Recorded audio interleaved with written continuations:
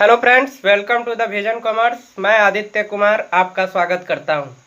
दोस्तों, आज के इस क्लास में हम लोग यूजीसी नेट जीआरएफ के पेपर 1 को शुरू करेंगे। यूजीसी नेट जीआरएफ के पिछले क्लास में हम लोगों ने पेपर 1 के सिलेबस को देखा था, पेपर 1 के यूनिट्स को देखा था। साथ ही साथ हम लोगों ने ये भी देखा था कि पेपर 1 से कितने मार्क्स के एग्जामिनेशन होते हैं, कितने क्वेश्चंस पूछे जाते हैं। इन सभी तथ्यों को हम लोग पिछले क्लास में देखा था। अगर आपने पिछले क्लास के वीडियो को नहीं देखे होंगे तो मैं उसका लिंक डिस्क्रिप्शन में डाल दूंगा। आप पहले उस पार्ट को देख लें, फिर इस पार्ट को देखें। दोस्तों, यूजीसी नेट जेआरएफ के एग्जामिनेशन में कुल 2 सब्जेक्ट्स के एग्ज़ाम होते हैं और पहला होता है पेपर 1 एंड दूसरा होता है पेपर 2 जो आपके पीजी सब्जेक्ट से रिलेटेड होगा। दोस्तों, आज के इस क्लास में हम लोग पेपर 1 के यूनिट 1 को शुरू करेंगे। पेपर 1 के यूनिट 1 शिक्षण अभिवृत्ति टीचिंग एप्टीट्यूड है।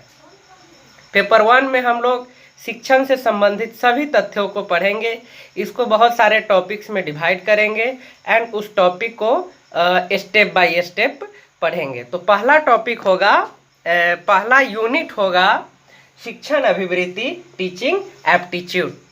ये क्या है, कैसे इसमें हम लोग आगे बढ़ सकते हैं, इसको किस तरह से स्टडी कर सकते हैं, किस तरह से अच्छा मार्क्स गेन कर सकते हैं, उसको हम लोग स्टेप बाय आगे स्टडी करेंगे। इसको कई यूनिट्स में बांटेंगे, कई खंड में बांटेंगे और फिर उसको स्टेप वाइज देखेंगे। तो आइए देखते हैं शिक्षण अभिवृत्ति टीचिंग एप्टीट्यूड में हमको क्या क्या पढ़ना है और क्या क्या देखना है। दोस्तों, यूनिट 1 शिक्षण अभिवृत्ति टीचिंग एप्टीट्यूड को हम लोग कई टॉपिक्स में डिवाइड करेंगे और उस टॉपिक को फिर कई पॉइंट्स में डिवाइड करेंगे और इसका स्टेप बाय ढंग से सुव्यवस्थित ढंग से पढ़ेंगे। दोस्तों, अगर आप लोगों ने अभी तक हमारे इस चैनल को सब्सक्राइब नहीं किए हैं तो कृपया सब्सक्राइब कर लीजिए और बेल आइकन दबाना ना भूलें ताकि हम आपके लिए नए नए वीडियो लेकर आए तो उसका नोटिफिकेशन आसानी से आपको प्राप्त हो सके। दोस्तों, आइए देखते हैं टीचिंग एप्टीट्यूड का हम लोगों का पहला टॉपिक कौन होगा। पहला टॉपिक होगा हम लोगों का शिक्षण। पहला टॉपिक होगा शिक्षण टीचिंग। दोस्तों, टीचिंग शब्द शिक्षण शब्द से हम लोग अनजान नहीं है। ये शिक्षण शब्द जो है ये हम लोगों के लिए नया नहीं है। हम लोग शिक्षण शब्द को पहले से जानते हैं। शिक्षण शब्द का सामान्य अर्थ होता है पढ़ना, पढ़ाना या शैक्षणिक गतिविधि। दोस्तों, इस शिक्षण को हम लोग कई पॉइंट्स में डिवाइड करेंगे और देखेंगे कि इसके पॉइंट्स कौन कौन से हैं और इसको हम लोग अच्छे से पढ़ेंगे। तो आइए देखते हैं शिक्षण को हम लोग कितने पॉइंट्स में डिवाइड कर सकते हैं और इसका नेक्स्ट पॉइंट हम लोगों के लिए क्या होगा। दोस्तों, हम लोगों का ये जो शिक्षण टॉपिक है उसमें हम लोगों ने एक पॉइंट रखा है शिक्षण की अवधारणाएं। शिक्षण की अवधारणाएं, शिक्षण की अवधारणाएं क्या है इसको हम लोग समझेंगे। दोस्तों, शिक्षण का सामान्य अर्थ सीख देना या सिखाना होता है। इस प्रक्रिया के तहत सीखने वाला व्यक्ति ज्ञान अर्जित कर, शिक्षा ग्रहण कर, कौशल अर्जित कर अपने लक्ष्यों की प्राप्ति करता है। इस प्रकार शिक्षण मानवीय मूल्यों को विकसित करता है। शिक्षण का सामान्य अर्थ शिक्षा प्रदान करना है तथा इसका शाब्दिक अर्थ सीख देना या सिखाना होता है। इस प्रकार शिक्षण एक सामाजिक प्रक्रिया है जो मानवीय मूल्यों को विकसित करने पर बल देता है। तो हमने देखा कि शिक्षण का जो अवधारणा है वो ये है कि शिक्षण एक सामाजिक प्रक्रिया है जिसमें सीखने वाला व्यक्ति इसके माध्यम से ज्ञान, कौशल या शिक्षा अर्जित कर अपने लक्ष्यों को प्राप्त करता है। साथ ही साथ शिक्षण सामाजिक मूल्यों के विकास पर बल देता है। तो ये शिक्षण का एक अवधारणा है। दोस्तों, शिक्षण का व्यापक अर्थ आजीवन सीखने या सिखाने से है, वो औपचारिक रूप से हो या अनौपचारिक रूप से हो। लोग निरंतर या जीवन भर सीखने का काम करते हैं, लेकिन सीमित जो अर्थ है वो औपचारिक रूप से किसी भी शिक्षण संस्थान में दाखिला लेकर पढ़ने से है। इस प्रकार शिक्षण अधिगम करके विद्यार्थियों को सिखाने का एक प्रक्रिया है, न कि जबरन उनके दिमाग में किसी भी तथ्य को डालने से है। तो हमने देखा कि शिक्षण एक ऐसी प्रक्रिया है जिसके तहत शिक्षा ग्रहण करने वाले व्यक्ति अपने कुशलता से शिक्षा अर्जित करते हैं और वो अपने लक्ष्यों को प्राप्त करते हैं। और शिक्षा जो है सामाजिक उत्तरदायित्वों के निर्वहन में सहायक होता है, समाज के उत्थान में सहायक होता है। इस प्रकार हम देख रहे हैं कि शिक्षण एक सामाजिक प्रक्रिया है, समाज में मानवीय मूल्यों का विकास होता है। तो ये शिक्षण का एक अवधारणा रहा। शिक्षण को हम लोगों ने जाना कि शिक्षण क्या है, इसमें क्या होता है। दोस्तों, एक चीज़ स्पष्ट है कि शिक्षण एक ऐसी प्रक्रिया है जो समाज निर्माण में एक व्यापक प्रभाव डालता है। जिस समाज में शिक्षण गतिविधि नहीं होगा वो समाज कभी भी विकसित नहीं होगा, वहाँ मानवीय मूल्यों का कभी भी विकास नहीं हो सकता है। तो शिक्षण एक ऐसी प्रक्रिया है जो समाज उत्थान में, मानवीय मूल्यों के निर्माण में, मानवीय मूल्यों के विकास में अपना महत्वपूर्ण योगदान देता है और इसके बढ़ावा के लिए, इसके विकास के लिए बल देता है। तो ये शिक्षण की अवधारणा रहा। देखते हैं नेक्स्ट पॉइंट। दोस्तों, हम लोग देखेंगे कि शिक्षण की प्रकृति क्या है, शिक्षण की प्रक्रिया क्या है, शिक्षण की प्रकृति क्या है। Nature of teaching. सबसे पहले हम लोग ये समझ ले, शिक्षण की प्रकृति सकारात्मक होती है जो शिक्षण की प्रक्रिया से पूर्ण होती है। शिक्षण प्रक्रिया में शिक्षक की भूमिका महत्वपूर्ण होती है। शिक्षण प्रकृति को हम लोग कई रूपों में बांटकर देख सकते हैं। तो देखते हैं शिक्षण की प्रकृति क्या है। सबसे पहला इसमें है शिक्षण कला एवं विज्ञान है। दोस्तों, शिक्षण कला एवं विज्ञान कैसे है? तो सबसे पहले ये समझिए कि वर्तमान में शिक्षण शब्द का अर्थ व्यापक हो गया है। वर्तमान युग विज्ञान का युग है, तकनीक का युग है। आज वर्तमान परिप्रेक्ष्य में शिक्षण को बहुत सारे नए नए तकनीक से जोड़कर इसका विकास हो रहा है। शिक्षण का विकास निरंतर नए नए तकनीक के माध्यम से हो रहा है। तो एक नियम और सिद्धांत के पालन से शिक्षण का विकास हो रहा है। तो जिसमें नियम और सिद्धांत लागू होता है तो वो विज्ञान कहलाता है, और इस नियम और सिद्धांत का व्यवहारिक रूप से प्रयोग करना कला कहलाता है। तो इस तरह से नियम और विभिन्न नियमों और सिद्धांतों पर आधारित शिक्षण का विकास हो रहा है और इस शिक्षण का व्यवहारिक रूप से प्रयोग किया जाता है समाज में। तो इस तरह से शिक्षण कला एवं विज्ञान दोनों कहलाता है। नेक्स्ट पॉइंट हम लोगों का होगा शिक्षण एक त्रिध्रुवीय प्रक्रिया है। शिक्षण एक त्रिध्रुवीय प्रक्रिया है। इसका मतलब है कि शिक्षण में 3 फैक्टर महत्वपूर्ण होते हैं। पहला शिक्षक, दूसरा विद्यार्थी एवं तीसरा पाठ्य पुस्तक। तो ये शिक्षण जो है त्रिध्रुवीय प्रक्रिया है। नेक्स्ट है शिक्षण उद्देश्यपूर्ण प्रक्रिया है। कहने का मतलब है कि शिक्षण उद्देश्यहीन प्रक्रिया नहीं है। अगर शिक्षण प्रक्रिया प्रारंभ की जाती है तो उसका एक उद्देश्य होता है, और वो उद्देश्य ये होता है कि विद्यार्थियों में अधिगम के क्षमता को विकसित करना, उनको उस स्तर पे प्रेरित करना कि वो पाठ्य सामग्री को अपने मस्तिष्क में धारण कर सके और उसको अपने विकास के लिए ज़रूरत पड़ने पर उपयोग कर सके। तो ये शिक्षण एक उद्देश्यपूर्ण प्रक्रिया होता है। शिक्षण एक उद्देश्यपूर्ण प्रक्रिया होता है।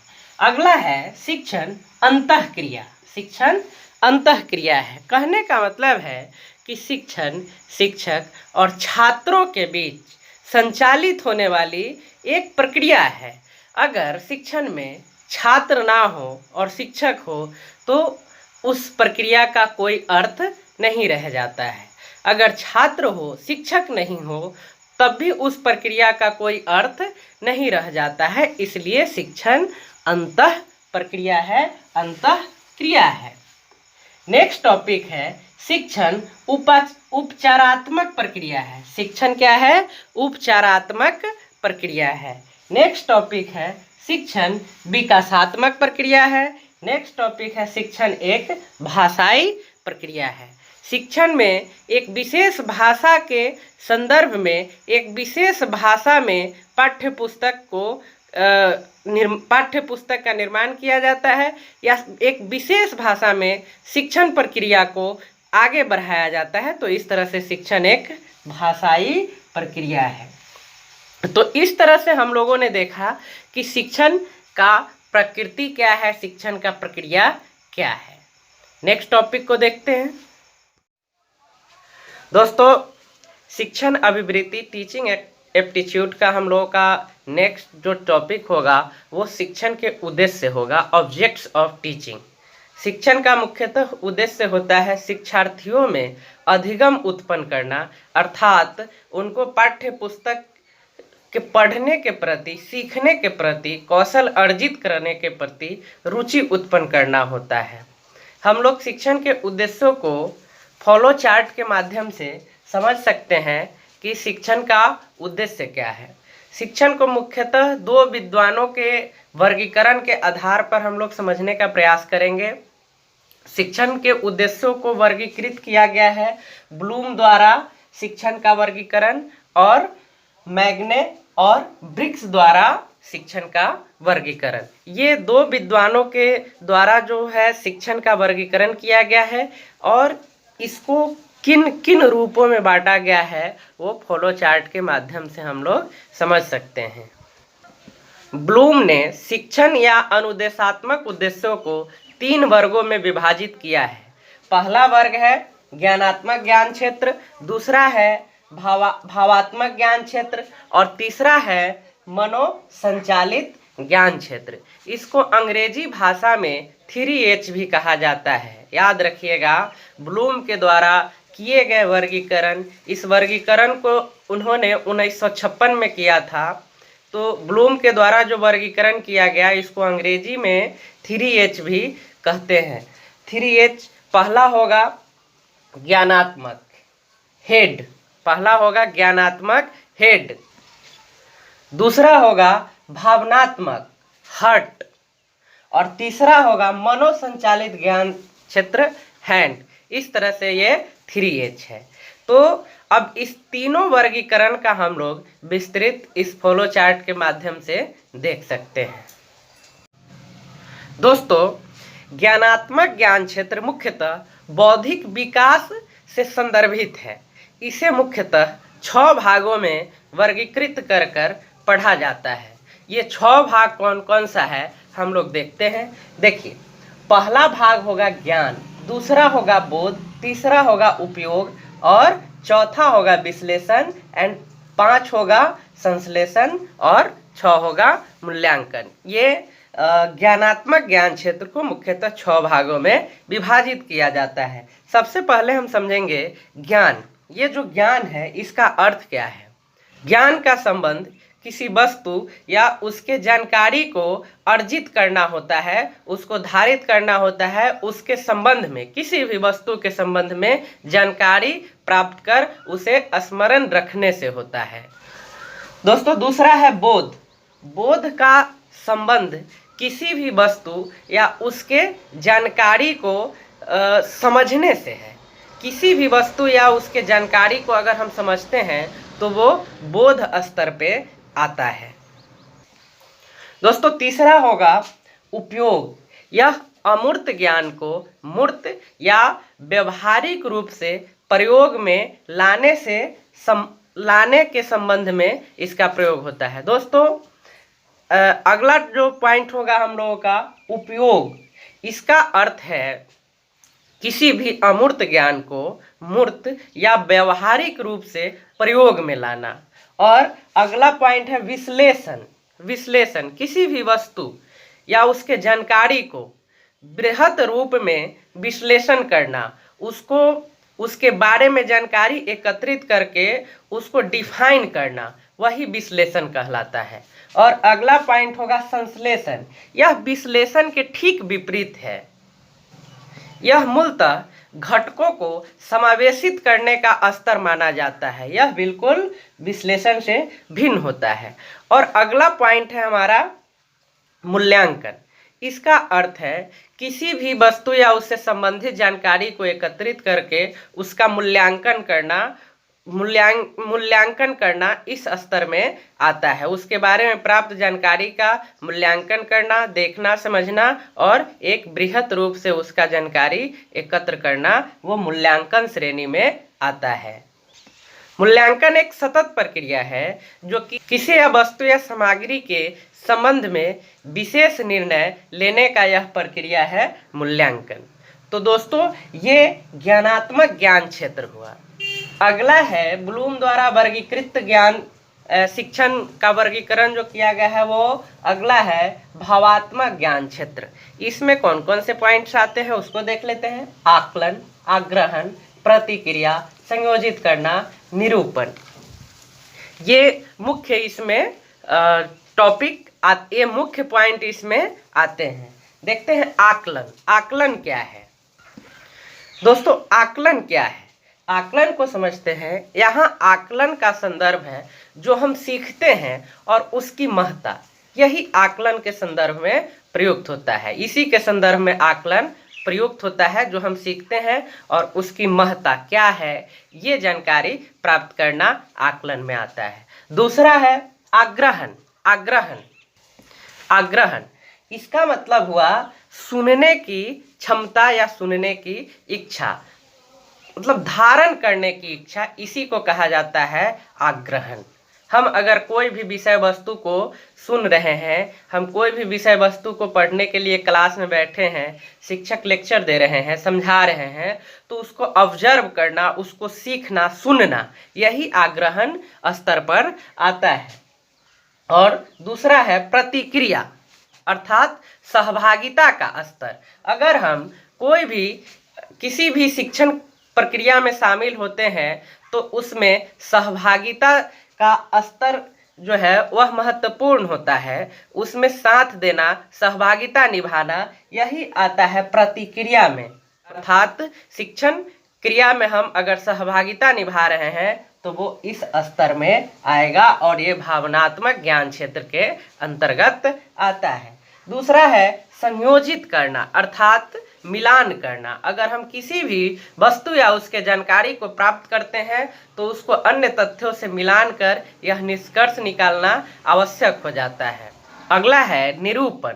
निरूपण अर्थात अंतर करना या अभिव्यक्ति, अर्थात कोई भी अगर हम वस्तु या उसकी जानकारी को प्राप्त करते हैं या सीखने की प्रक्रिया में जाते हैं तो हम प्राप्त जानकारी में अंतर करेंगे या अपनी अभिव्यक्ति दर्शाएंगे। इसी को हम निरूपण स्तर पे रखते हैं।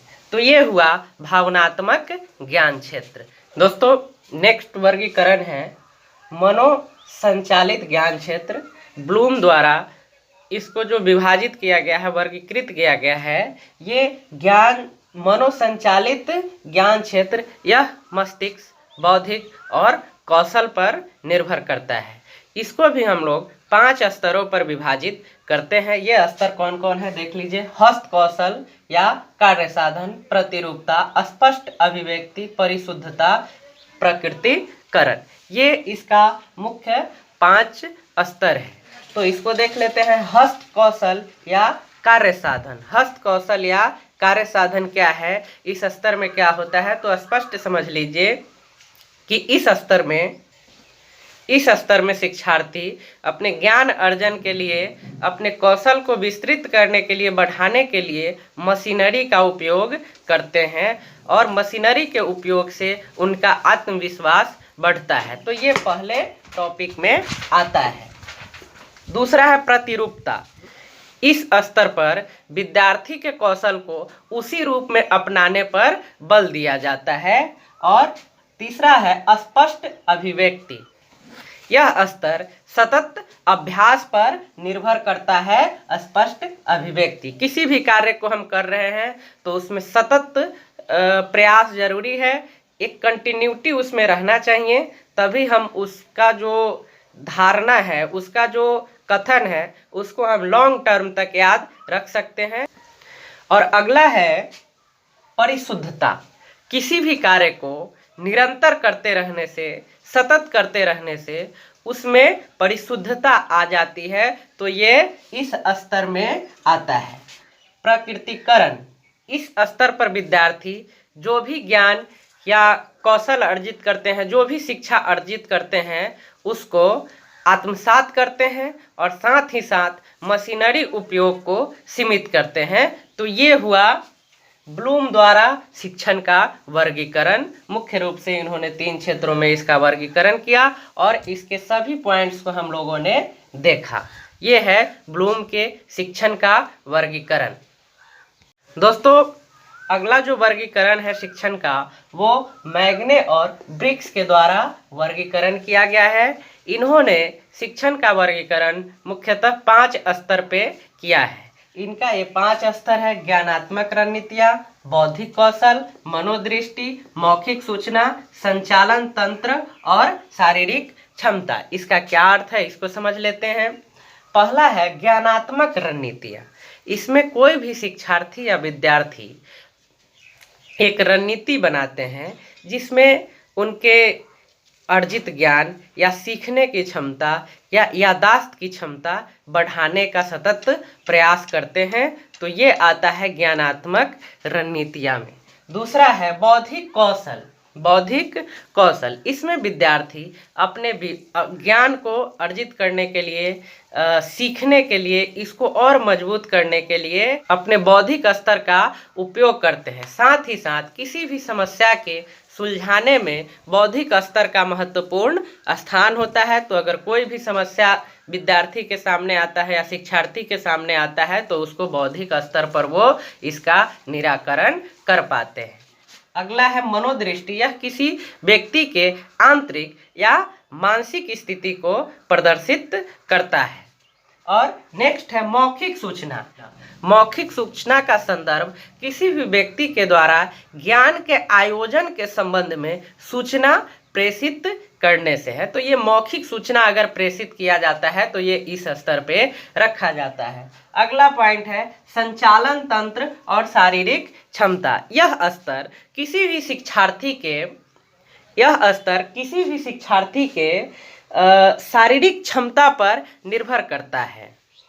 इस स्तर पर शिक्षार्थी के मस्तिष्क, स्नायु तंत्र, तंत्रिका तंत्र सभी एक साथ समायोजित होकर कार्य करते हैं। तो ये जो स्तर है यह किसी भी शिक्षार्थी के शारीरिक क्षमता पर निर्भर करता है। वह जिस तरह से शारीरिक रूप से विकसित होगा या जिस तरह का उनके शारीरिक क्षमता होगा उस स्तर पर वे शिक्षा ग्रहण कर सकते हैं। तो ये रहा शिक्षण का वर्गीकरण ब्लूम द्वारा और मैग्ने और ब्रिक्स द्वारा जो शिक्षण का वर्गीकरण किया था, उसका वर्गीकरण किया गया था, उसका एक पाई चार्ट के द्वारा हम लोग समझने का प्रयास किए हैं। दोस्तों, यूजीसी नेट जेआरएफ के लिए मेहनत अधिक करना पड़ेगा और स्टेप बाय स्टडी करना पड़ेगा।